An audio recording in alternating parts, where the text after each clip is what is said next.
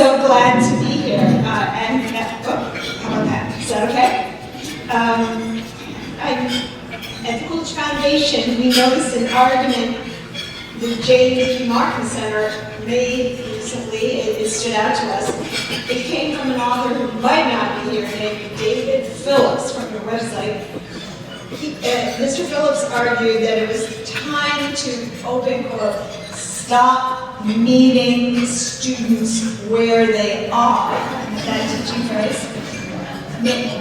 Implying that it's time to demand that they come and meet us where they ought to be. Excellence in education. Mr. Phillips said that was important even if it means observing decreases in GPA, no more grade inflation or decreases in pass rates. Well, this made an impression on us at Coolidge because we too like this principle. I think we can run it, as does North Carolina. We believe in setting the bar high, so much so that we emulated North Carolina and give several academic merit scholarships to college. Ours are called the Coolidge, but they're like the Jefferson, Virginia too, I should say. We have, the many scholarships in this region for merit. Ours is a golden voucher to any college, and we also honor 100 top students each year in that pool. The common emphasis on academic merit placed by North Carolina, on one hand, and Calvin Coolidge on the other, means we are not surprised when we have many students from North Carolina who win various honors with us. I thought I'd read you the names of the schools. Please forgive me if I missed one or your school's not on there. Who we have honored, whose students we have honored with achievement prizes, big and small. William G. Enloe High School, Lake Norman Charter High School, North Carolina School of Science and Mathematics, of course, Daly's Academy, Apex, Bob Bloody, Cannon School, Forsyth Country Day, Green Level High School, R.J. Reynolds High School, South Point High School, where is that? St. David's, Walker, Coolidge, sounds like Coolidge. We also have a debate league that started in North Carolina because of you, my colleague Jonathan Peel. Jonathan? There he is. He's the man with the Calvin Coolidge tie, is our excellent debate director, and we started this league in Mr. Luddy's schools, in the Luddy family schools, and now it's expanding across the nation. It emphasizes clarity, elocution, and serious policy work. So our students study double hard to make their tough arguments about economic freedom. And what is debate? It's a workaround when you can't wait for the schools to be reformed fast enough. So while the Martin Center does its work, meantime we're doing debate after school to perhaps augment student education on economic topics. Anyway, so it's no wonder that we also have common people. First of all, my hosts, the Tuckers, Darlene and Grayson, who've done so much to support what's here, what's there. Bob Luddy, who I see right there. They're not tonight, but Mr. Luddy and his family, the Hellebushes, are sometimes here, and a lot of other friends, including, from the past here tonight, Jane Shaw, I mentioned. There's another commonality. This New England Foundation in North Carolina have, we're all wondering the same thing. And I would put it this way, as if I were talking to my mother or spouse, or how do we get back to where we were before? How does America get back to where we were before? And exactly what do we mean by, and tell me if you can't hear me. I'll just move so you can hear me. What do we mean by where we were? How do we define that? I think we can define it. We want to return to civility. We want less lawfare. We want the rule of law to exist and to be respected. And we want sane federal policy. Let's start with that. It's really hard to manage going back, isn't it? It's easy to make fish soup from an aquarium, but it's hard to make an aquarium from fish soup. I used to say that about Poland and their economy going uncommunist, and now they are an aquarium, so there's hope. Leadership is tough too. You need a very special leader to inspire hope that this is even possible. You talk, Garland wrote a book about heroes, they exist, but very few have the tenacity, the integrity, and the determination to see through such a dramatic change. Well, Calvin Coolidge did. He did. He taught the nation. That's why I dared to say he was the best education president. He taught the nation how to return to itself. He didn't, remember, he served between 1923 and 29, just a refresher. He didn't tell America what to do. That doesn't work very well. There are a lot of teachers in this room. I went to St. David's today. That doesn't work very well when you tell people what to do. You have to show people what to do, and then they may decide to emulate it. All right, and that was Calvin. So he taught by show, and first in the area of civility and policy, as far as I can tell, he did not say a mean word once he was a grown-up politician. He did not, he abhorred negative campaigning. He said it doesn't work very well. That was his take. And also through exemplary personal virtue. So I want to tell you a little bit about all this. It's a good story. It takes a couple minutes. It has animals in it. Listen for the animals. And I am grateful for the time that you're giving me to hear about Calvin the educator. It starts around 1920, a year which bore some similarities to our own era.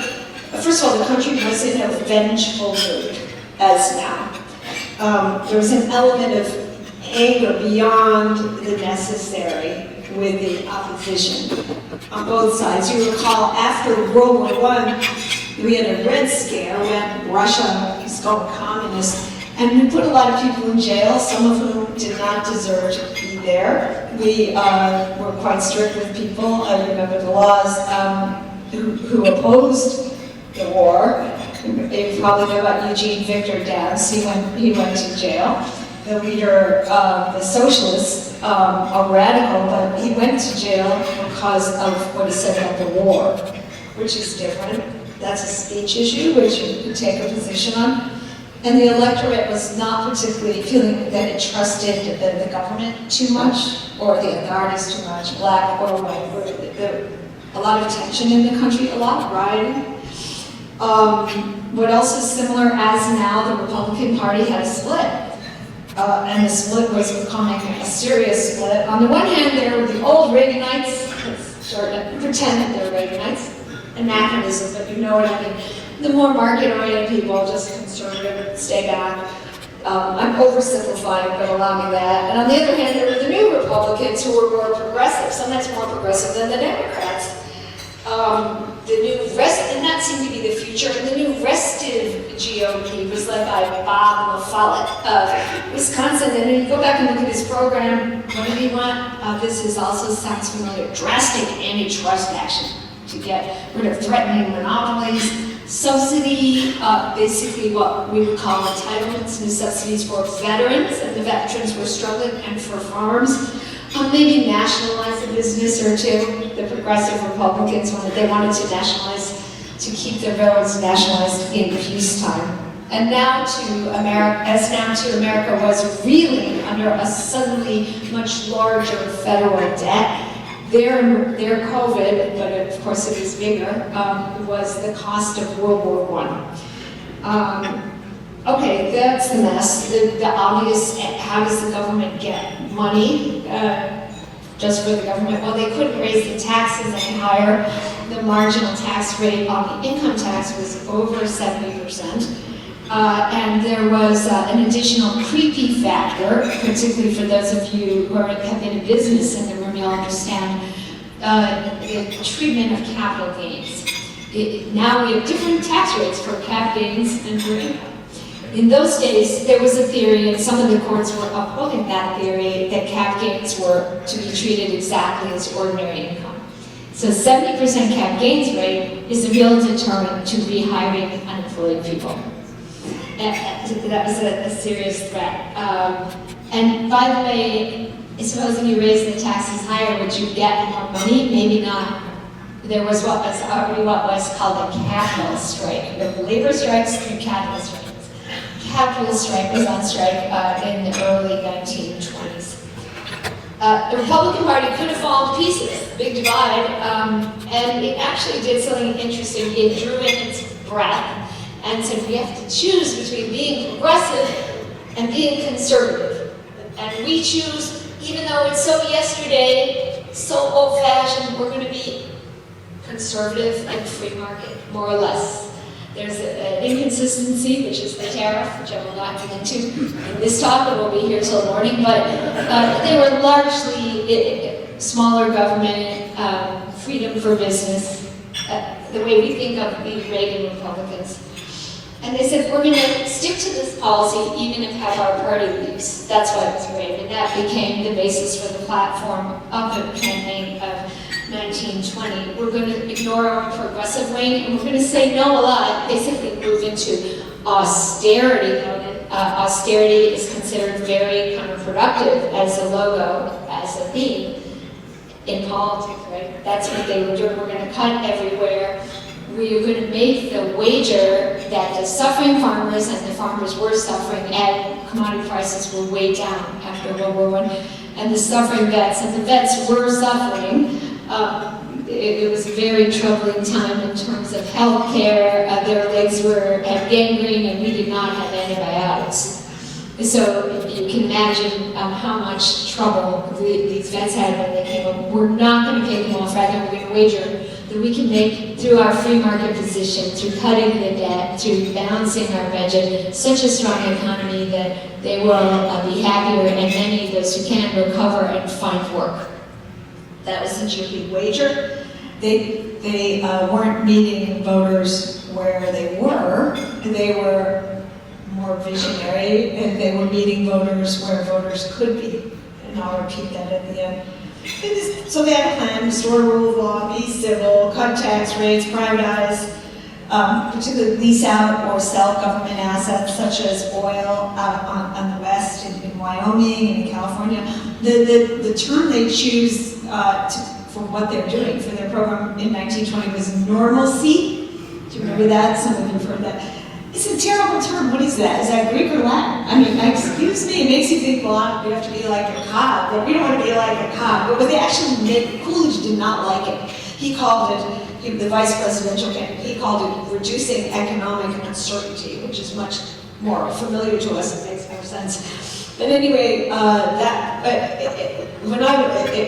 was exactly the right thing. What they really meant was, we want the environment to be normal, that is predictable, so that business can have fun and grow, so that you can play in the economy and be the economy we know you can be. But all this took rigor. President one is Harding, Warren Harding, and I know that in another year you're going to have the Harding revisionist. So if I'm a little hard on Warren Harding, please forgive me, it's my theatrical role tonight, because I know Coolidge is ever defended. Harding won. He was Warren Harding, a senator from Ohio, something like Bill Clinton, I would say, and something like Lyndon Johnson, a very lovable guy. And he took some excellent first steps. First of all, he commuted the sentence of E.B. Debs, but for good feeling, even though he didn't agree with communism. The sort of Red Scare fear was over, and also the suppression of speech. He passed a strong law strengthening the executive's hand in the budget process, which is necessary. The Budget and Accounting Act of 1921, rest in peace, a great law. He planned to lease out the government oil, which is a form of privatization. He cut taxes down to 50% rate. He passed a law, let's see what else. And he hired he hired a Treasury Secretary on a par with Alexander Hamilton. That was Andrew Mellon. Also, what about those mendicant groups who want an entitlement? Well, he made careful deals with them. For example, veterans, he said, we're not going to give you money, that would set a bad precedent, but we're going to build hospitals for you, which is about the right thing to do. And he got going. But on the rigor part, the personal discipline part, the saying no part, that being president austerity entailed, Harding didn't have the staying power. He wasn't exactly consistent. He got tired of tax cutting. He got tired of appearing upright. He got tired of keeping up appearances. Prohibition was the law of the land. But everyone knew that at the Harding White House, there was alcohol. And then Harding had even wilder parties somewhere in Washington, in the District of Columbia, and at those parties, there was food and action. What did that mean? So, did he respect the rule of law? There was that question, whatever you think about prohibition. He was a jovial man, and he liked to say yes to colleagues. That's how senators get things done, get legislation through. And can I tell a risque joke? Okay, forgive me. It's not easy to hear a risque joke from a woman, but here's the joke. His father made this joke about it. His father said his son liked to say yes so much that if he were a girl, he'd always be in the family way. If Harding were a girl, says that he'd always be in the family way. And that's as far as it goes. That's about right. He was a lovable man, and he was ready to appoint his friends to key posts. Several of those appointments were fatal. Friends of his were involved in the leasing deals to get the oil, the energy, off the government books in the name of restoring the private sector and allowing it to function. So instead of an honest auction that all could approve of, these deals with these lucrative oil leases were sweetheart deals for friends of Harding, and the worthy privatization project became the scandal. That's not good. Why? Because if you're going to be a corrupt privatizer, then maybe America shouldn't privatize. Maybe Mr. LaFollette is right. Same with the veterans. The hospitals were built, but there were so many kickbacks involved to men that Harding named to build the hospitals, that the hospitals weren't very good and they weren't finished fast enough. So that was very disappointing to the aching veterans, but also undermined the idea that the government can provide something and doesn't have something more in kind. It does not have to provide a monthly payment. If the government is so bad at making the hospitals, well then citizens should get an entitlement.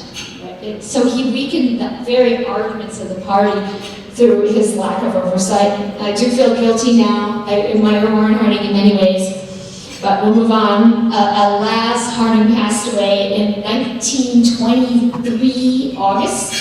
We mark this every year with sorrow, but also because President Calvin Coolidge, someone in the shadows, then moved up, became the president from the vice presidency.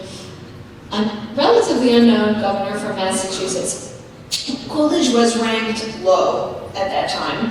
He was called the accident of an accident because many people hadn't expected Harding to become the Republican nominee in 20. You know, maybe the mean comments, it was that he looks as though he's been weaned on a pickle, Calvin. And he was kind of a bookkeeper by temperament. It was kind of looked very quiet. It was Silent Cal. August 23, this hall can count while you're thinking, how many months till the election? Not that many months. 15 months? He's like a lame duck. He's just left over. We'll have a clearing election in 24. But where Harding lacked rigor, or we could say integrity, Coolidge had it. His first challenge was the scandal of his own party, and his entire plan was to deal with this fairly but not nastily, not vindictively, because he wanted to get the scandal behind the country, not have a scandal and then have an anti-scandal and everyone suing everyone and everyone constant prosecution in Washington. So Coolidge actually appointed So it's a Harding administration scandal. He appointed a Republican and a Democrat together to oversee this. Let's be fair. It's a little kindergarten, but it worked. Let's be fair, children will vote.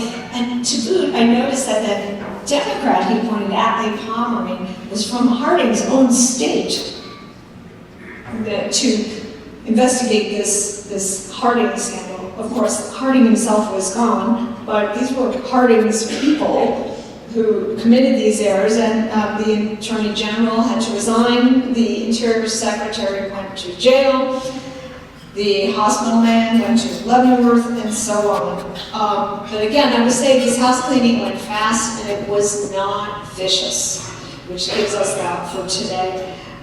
Then there was the policy where Harding was divided about saying no and being the no guy. Coolidge was not. His head wanted to cut and his heart wanted to cut too. He wanted to cut the government. And he knew that to make the case for smaller government, it's hard to cut year in, year out. Every aspect of it had to be devoted to this cause. He didn't, first of all, he didn't equivocate, so I'm going to pretend I'm Calvin Coolidge. I am for economy, and after that I am for more economy, which he meant saving. We must have no carelessness in our dealings with public property or the expenditure of public money, no carelessness. Such a condition is characteristic of undeveloped people. Woo! He's trying to shame. Are you undeveloped or are you developed? If you're undeveloped, we're you congressmen, you're going to spend. But don't demonstrate any characteristics of undeveloped peoples. You are high American leaders. And he vowed to follow the policies that he and Harding had set out to finish the job of cutting the government to perfection.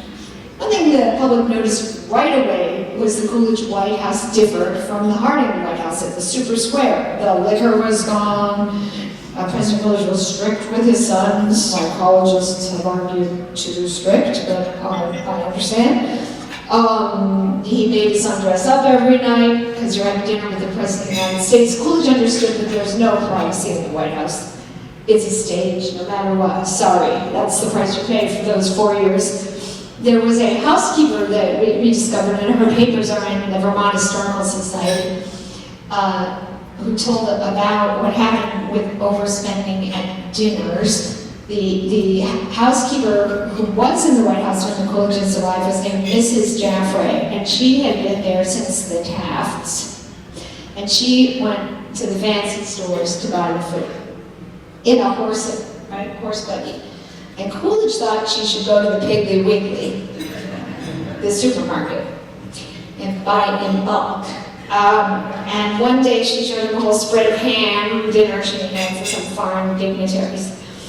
And Coolidge, poor Coolidge looked at it and said, all he said was it looked like an awful lot of ham to him. And fairly soon, Mrs. Jaffray was gone, and he hired Miss Riley from his own New England, who worked on every penny and managed to cut the White House entertainment budget enough that President Coolidge wrote, "Fine improvement, Miss Riley," on the side of her notebook.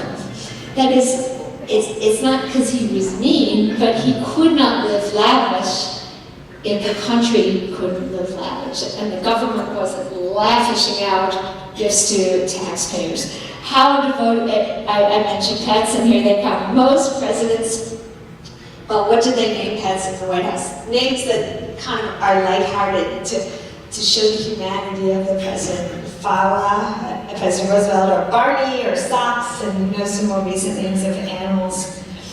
Coolidge named his pets. He had 2 lion cubs he got from South Africa as a gift from the mayor of Johannesburg. He named them Budget Bureau and Tax Reduction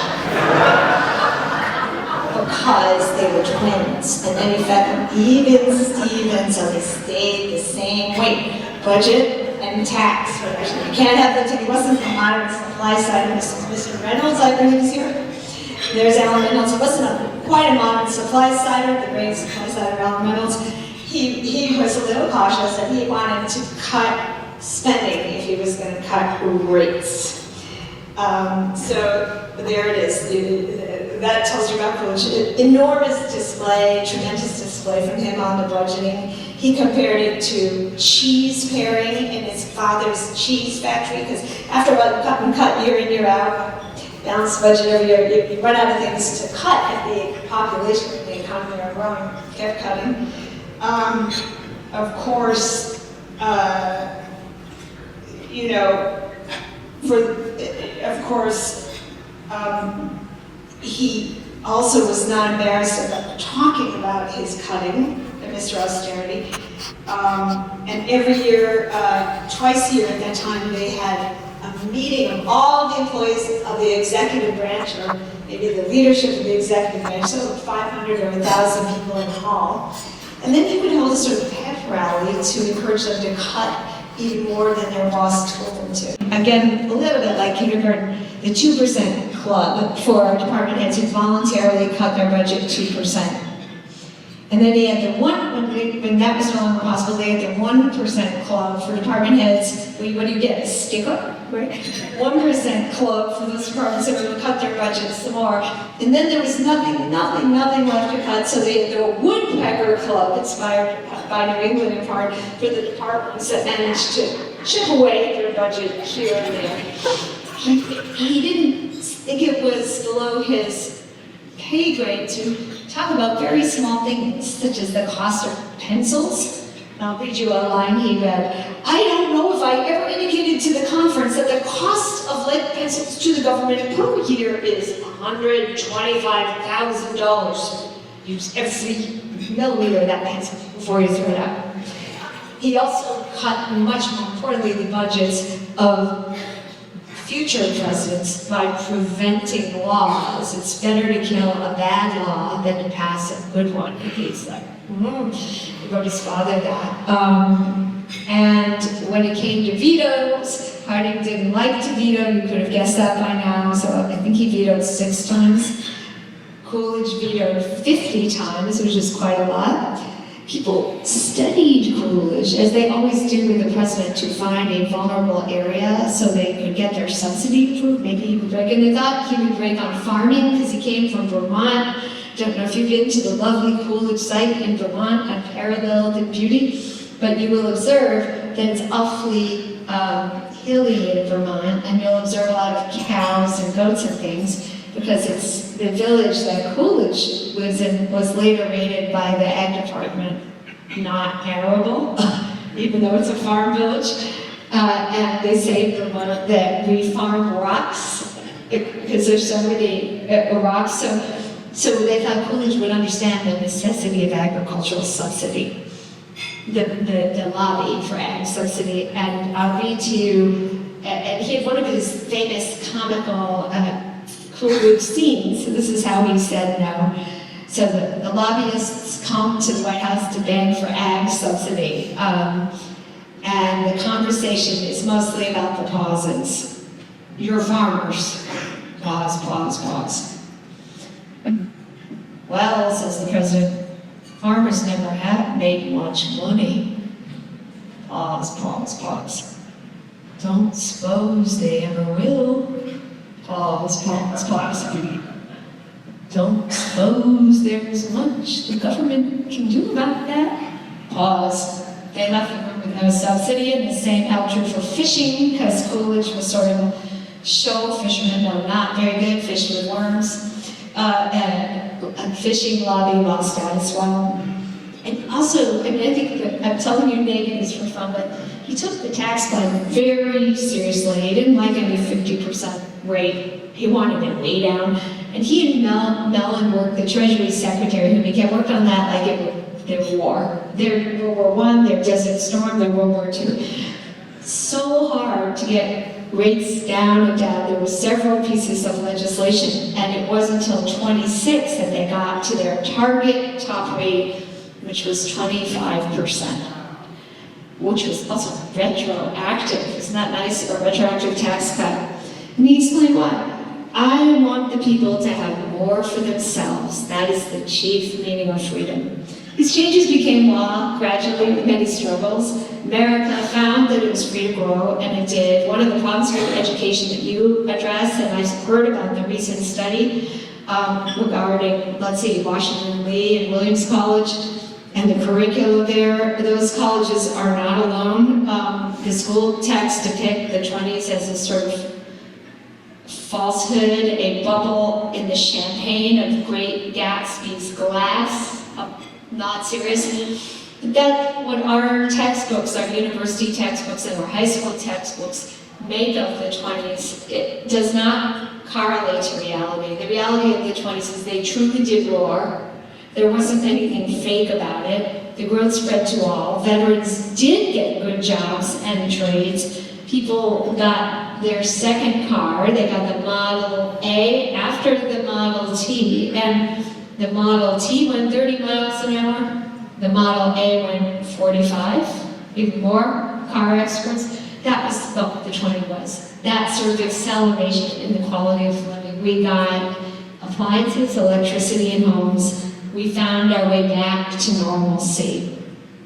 And oh yes, by the way, tax fans, as Alan knows, when they cut all those rates, the Washington did not lose all the money. In fact, we got rather plenty of money in terms of revenues. And by the way, the rich paid more taxes. So they're the distribution tables to tell all of us. So this is the achievement of Coolidge. He showed Americans how they could be, and by saying no, he gave them a world of yes, a life of yes. He was the Scrooge who begat plenty. Few in Washington recognize this. Washington is the city of yes, yes to spending. So I want to read to you what the journalist Walter Lippmann, who didn't particularly like Coolidge, said about Coolidge, a kind of backhanded compliment, commenting on how Coolidge got Washington to allow him to cut the government. This White House is extremely sensitive to the first symptoms of any desire on the part of Congress or executive departments to want to do something.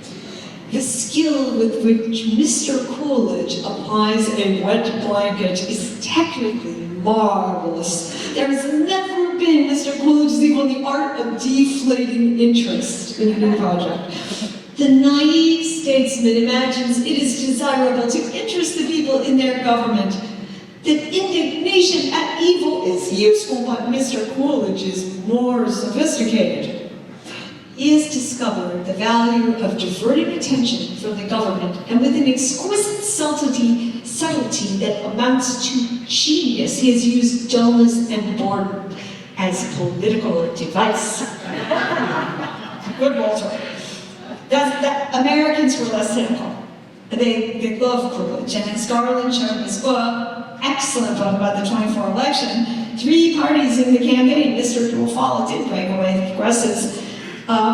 So there were the progressives, the the rump of the Republicans, and the Democrats. So Coolidge was in the big rump, but half of the party. What's going to happen? Well, you know what happens in 3-way elections. You recall Bill Clinton and Ross Perot. Usually, whoever wins by mere plurality. Coolidge took an absolute majority in that election. He beat the other 2 parties combined. And that was vindication, approbation from the electorate, which understood what his policies were giving them.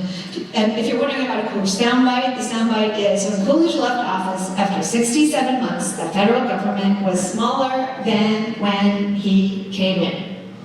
Is that real or nominal? Amity is both real and nominal. It's not per capita, Amity, no, it's just the number.